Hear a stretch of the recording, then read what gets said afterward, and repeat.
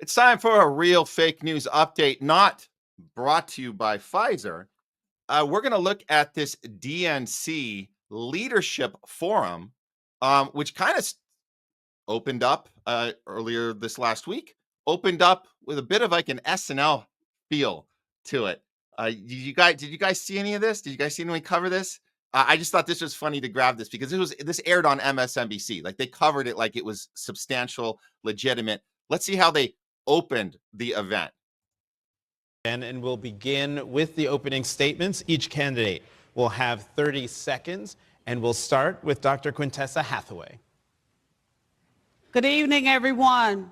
It is my desire to be the next DNC chair, and I just want to give you all a little bit of something that's been on my heart here over the last couple of days. You fight on, you fight on. You fight on, you fight on.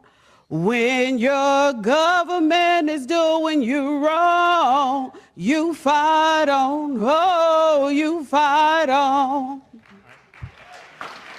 When your government's doing you wrong, did that just start now? I'm confused because I guess it wasn't doing you wrong 4 years ago in 2020. No, that was totally legit, right?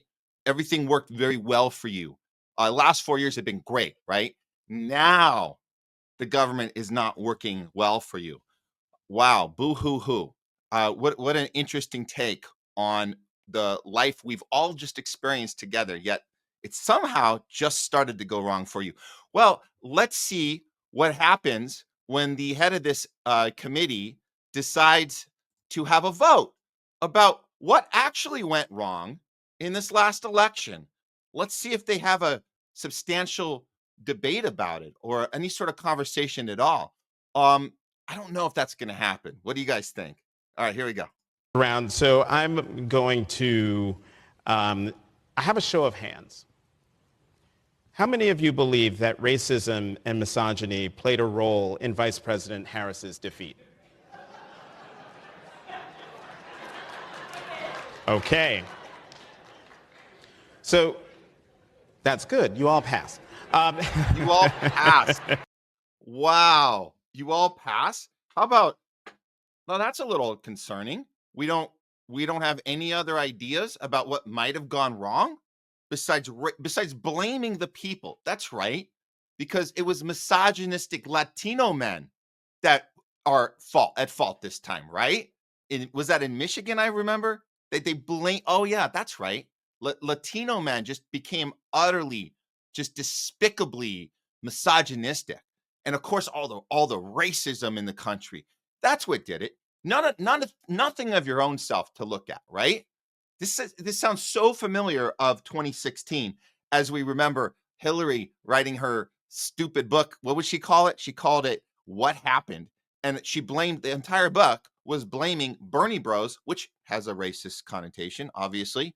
And of course, Putin for rigging the election with Trump and literally calling Trump a traitor.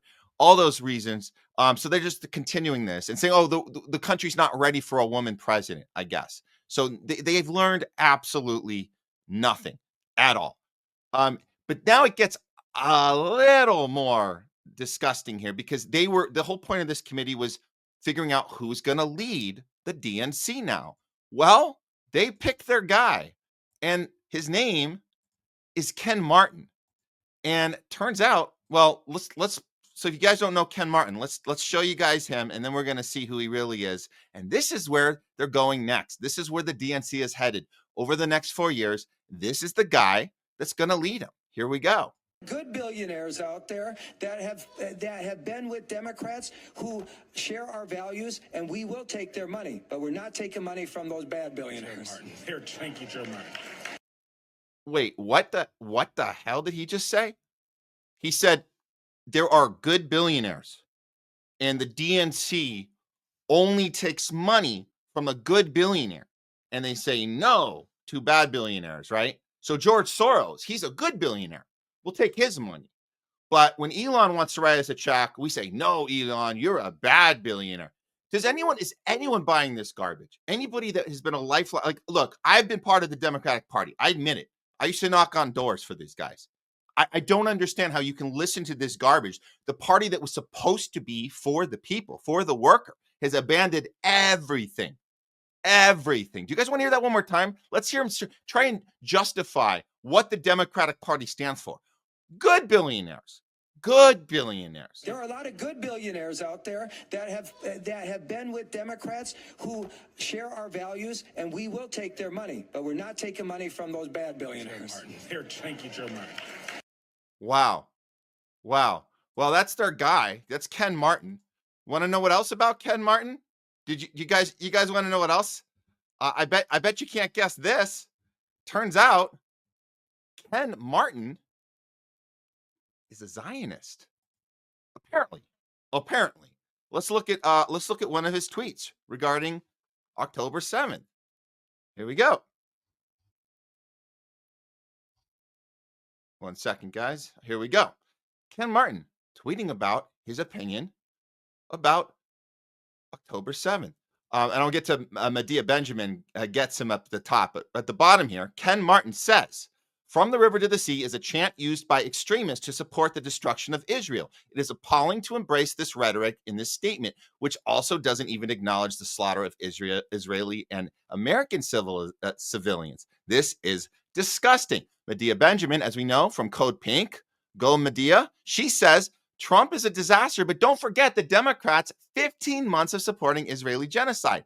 And the new DNC chair, Ken Martin, was disgusted by protesters chanting "From the river to the sea," but not disgusted by the slaughter of tens of thousands of Palestinians. So this is your new guy.